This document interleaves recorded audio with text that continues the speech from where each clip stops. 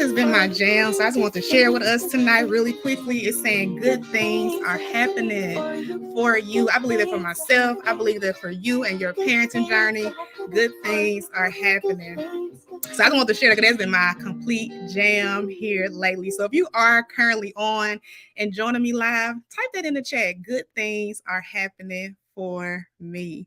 Good evening, you guys. For those who may not know me, I am Elise, and I am so excited to spend the next 3 days with you all talking about spare the ride and the child. We're going to let that sink in. We're going to let that sink in. If that is hard to digest, that is okay. My only ask is that you hang out with me these next 3 days. And I believe by the end of our time, it will make a little more sense because I get it. It's super controversial. But even though it's controversial, it's also super necessary. Because one thing I have come to recognize is that Black parents, especially those connected to the Christian community, we are often unknowingly recycling these habits that are continuing to leave a legacy of intergenerational trauma. So for me, as a certified parenting coach, as an ordained minister, and as a mom of two myself, I am super passionate about equipping parents and the village. We can't forget about the village, equipping parents and the village with the tools to help raise not just spiritually mature, but emotionally mature kids as well. So in our household, faith is a value of ours. So every decision we make, we try to root it and ground it and bounce it off of that value. And so, yes, for me and my husband, one of our desires is to raise spiritually mature kids. And we are as equally invested in their emotional wellness as well, in their emotional intelligence, because we do believe those things were designed to coincide. All right. So as many of you may know, my background is also in social work. I'm a licensed social worker. So before even having kids, I had years of studies, and my educational background for both my bachelor's and my master's had a lot to do with child psychology and child development and things of that nature. So yeah, listen, I took the classes, okay? I read the books, I studied the theories, I worked with families, I worked with kids, I did all these things. But y'all, hear me good when I say this. Hear me good when I say this. Even after doing this for over a decade, y'all, nothing prepared me for having kids. Okay, nothing. Not even having great examples of parenting in my own childhood. Nothing fully prepared me for that. It didn't matter how many books I read, how many theories I studied. Nothing compared to the on-the-job training when I actually had my babies. And what I appreciate about this so much is that they literally birthed inside of me a new desire. It's like, okay, Lise, yes, you studied child development, but what are the practical steps to actually help a child develop well? And so that really birthed that curiosity and that search inside of me. And it makes me even think back to, I remember back in 2017 when my husband and I were leaving the hospital after having our first child, our daughter. And of course, I wanted to ride in the back seat with her for her first car ride. So we got her settled in, she buckled in, I get back there with her. And it was like, as soon as my husband got into the driver's seat, shut the door, yeah, I kid you not, I looked around the car and I was like, oh, wow, it's really just the three of us. Like, ain't no nurse gonna come join us to come do some stuff at night to take care of the baby. Like, this is really our child. Anybody else? Just if you can relate to that, put me too. Like, if you had that moment of like, wow, like this is really my baby. Like, I have to take care of this child. And I had that moment in the car, and I really began to wonder, like, what kind of mother am I even going to be? Like, can I be a good mom? And so all these thoughts start rushing. I got completely overwhelmed. And I kid you not, before we even pulled out from under the awning at the hospital, yeah, the floodgates opened. I boo-hooed, cried. So, I mean, ugly cried all the way home. I know my husband was like, she is not well, and I need to take her back to this hospital. But yeah, I cried so hard. And looking back, I realized that my tears were not rooted in sadness. They weren't. They were not rooted in sadness, but they were rooted in this realization that this is like a huge, important role. Like, this is a big deal. And so I was just so overwhelmed with that reality. But in that moment, I realized two things. One being that our lives would never be the same. Our lives will never be the same. And I also realized in that moment that we literally now had in our possession a gift from God. that still give me chills, that we have in our possession a gift from God, and that it is our responsibility. I said I won't get emotional tonight, but I'm not apologizing for my tears, so I can't say I'm sorry. But that just does something to my heart, y'all. That again, the realization that we had in our possession a gift from God, and it is our responsibility to steward that gift well. And so it was at that moment that I decided I want to be a good steward. I want to be an intentional parent. And I just really wanted to honestly embrace the peaks and the pits that come along with bringing a life into the world. And I just didn't want to take that responsibility lightly. So again, that was in 2017. Fast forward to 2020. I was pregnant with our second child, our first son, and he was a couple of months old. And I remember scrolling on Facebook or looking at different things, and I saw some ads talking about parent coaching. I'm like, parent coaching, what's that? I really was like, y'all running out at this point because it's a coaching program for everything, and I just don't understand. I was like, but y'all running out. Parent coaching, like, really, what is that? And so I wasn't interested at all when it comes to the title coach. I feel like it's just overused and oversaturated. I felt that way at the time. I did. That's my truth. But I was super intrigued with like, what is this in general, right? And so to know me is to know I did my own research and I learned that parent coaching is this amazing work where someone partners with the parent to really help them parent from a place of understanding and compassion and connection instead of overwhelm and frustration and reaction.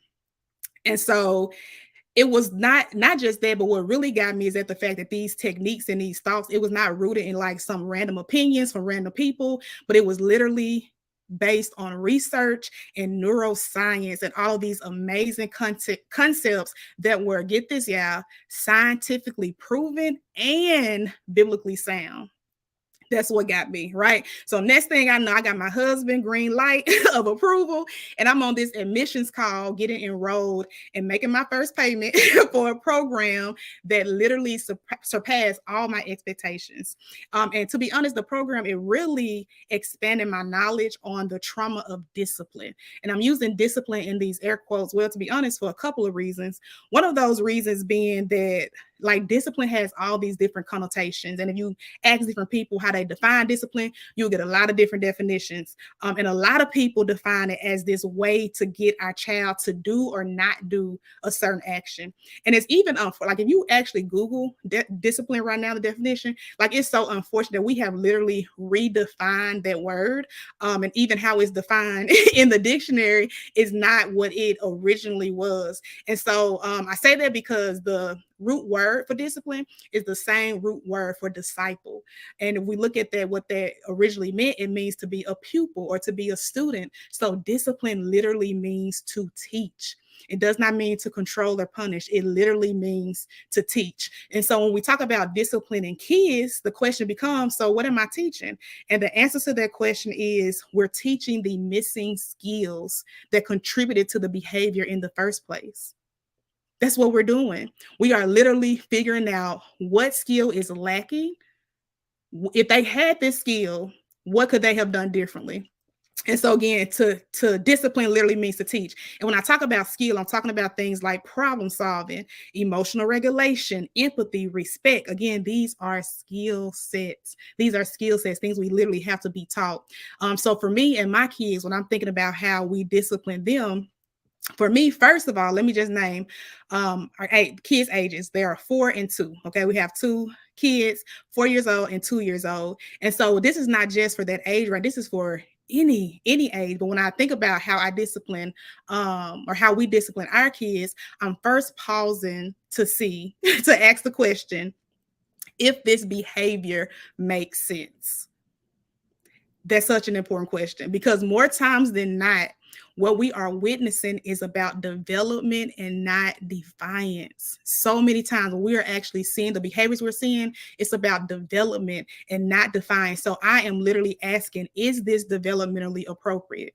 So for example, it is developmentally appropriate for my 2-year-old to have a tantrum. That's appropriate. That makes sense to me. Now, it's also developmentally appropriate for my 4-year-old to not immediately jump up and do what I ask her to do if she's in the middle of something that she's excited about.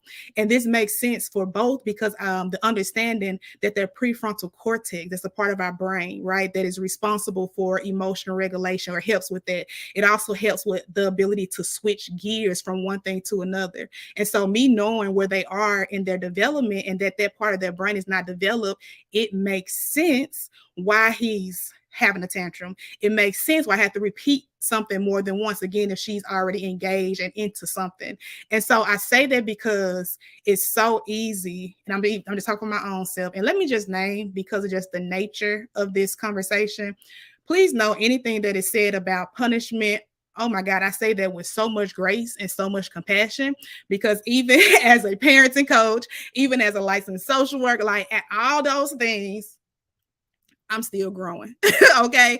I am still growing. I still have to remind myself not to yell. I have to be intentional. We all do, because the reality is our bodies are wired and designed to respond to stress in a certain way. And so when we're not aware of what's going on, like, yes, of course, you're going to lash out. And then, oh my God, for the person who has their own unprocessed trauma as another layer on top of that, of course, it makes sense why it's easy to lash out, right? And so I said that to say that anything is said, I'm saying this with so much grace and so much compassion as someone who has to practice these tools also. So if at any point you feel any guilt coming up, any shame, any condemnation, I just want you, if you need to step away for a second, please do that. Okay. But just know that that is not the goal of this time. All right. We're here to learn and grow together. So if that comes up, address it if you need to, step away if you need to, come back when you're ready. All right. Just wanted to name that. So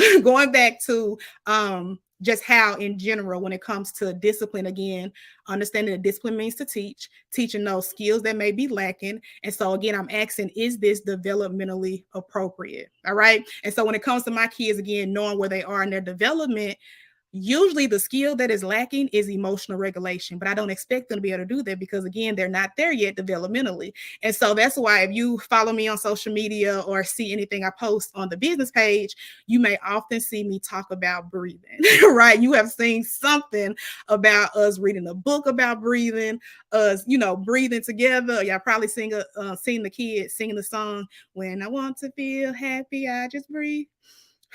When I want to feel happy, I just breathe.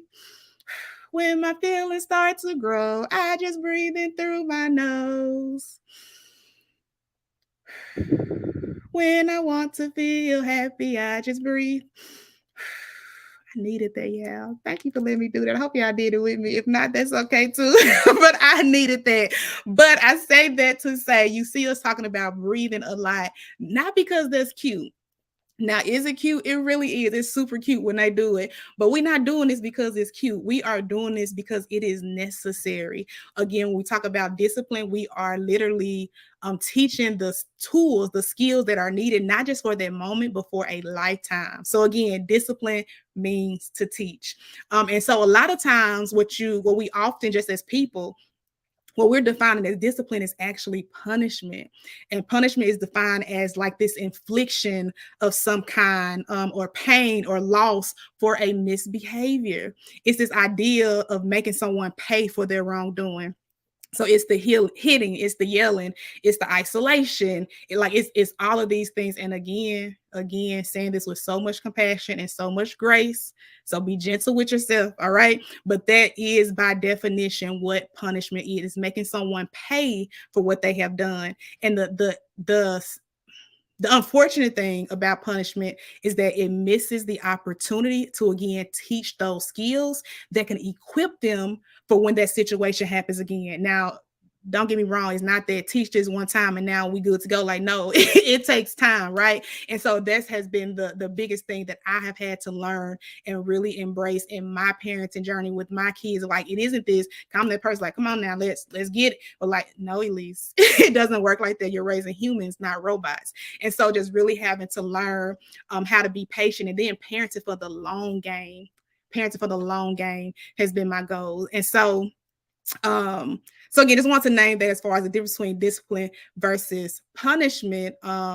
Because that the reality is we get those things mixed up when they are not really the same. All right. And so again, encourage you all to be super gentle with yourself and not in embracing the guilt and the shame in a way to make you feel defeated, but just a reminder that it's never too late to switch gears. It's never too late to give ourselves that grace, to give ourselves that compassion, because really the blessing is in being aware that we desire to start somewhere, because there's always room for growth. There's always room for apologies. There's always room for evolvement. All right. And so, and that is the goal. That is the goal. And when I think about like this opportunity to grow, again, just really want to kind of share a little bit of my story tonight, and just really thinking about not just what I've shared so far as how I got to this point of this interest, but even when I think about the desire to grow, right? And how that is always a possibility to evolve. I think about a particular memory from my childhood. So little backstory. I grew up in a household as the youngest of three siblings. All right. It's my brother, me, and then my brother, my sister, then me in our household growing up. And so my brother and I are 16 years apart. Keep that in mind. That's important. All right. So we're 16 years apart. And I remember one night, not sure why, well, the exact context, but my brother stayed out super late past curfew. And I remember when he came home, like literally my sister and I were we woke up to the sounds of him getting a whooping, like, and it was intense. Like that's when we woke up to the sounds of him getting a whooping. And now, mind you, at this time he was on his way out of high school. So he was about around 18 years old. Now I said we were how many years apart? 16. If my brother was 18, we're 16 years apart. That made me 2 years old. Yeah, I'm gonna be honest. I don't remember everything that happened 2 days ago. But when I tell you I can vividly remember that night, I remember it so well, so much so to the point where I called my sister, like, do you remember this? And she was like, yes, I remember. We were just kind of talking through. And I was like, do you realize how old we were? Because if I was 2, she was 5 at the time. And she was like, no, we were out yet. Like, sis, do the math. Like the math is mathing. I was 2, you were 5, and we both remember this memory. And the question becomes why? It's because trauma is uniquely stored in the brain. Now, let's be real. I did not grow up recalling that as a traumatic experience. I didn't. I mean, it was what it was. But I never grew up thinking like, oh my God, that was like a traumatic experience. And I think what also contributed to that is the fact that what we heard that night was completely different than my personal upbringing. Matter of fact, I never got a whooping. Like I even had to text siblings one day, like, do y'all remember again? Like I never got a whooping. Is that because I did everything right? Absolutely not. Absolutely not. Is that because my parents loved us differently? Absolutely not. They loved us all the same. But what that does mean is that as my parents grew and evolved, so did their parenting.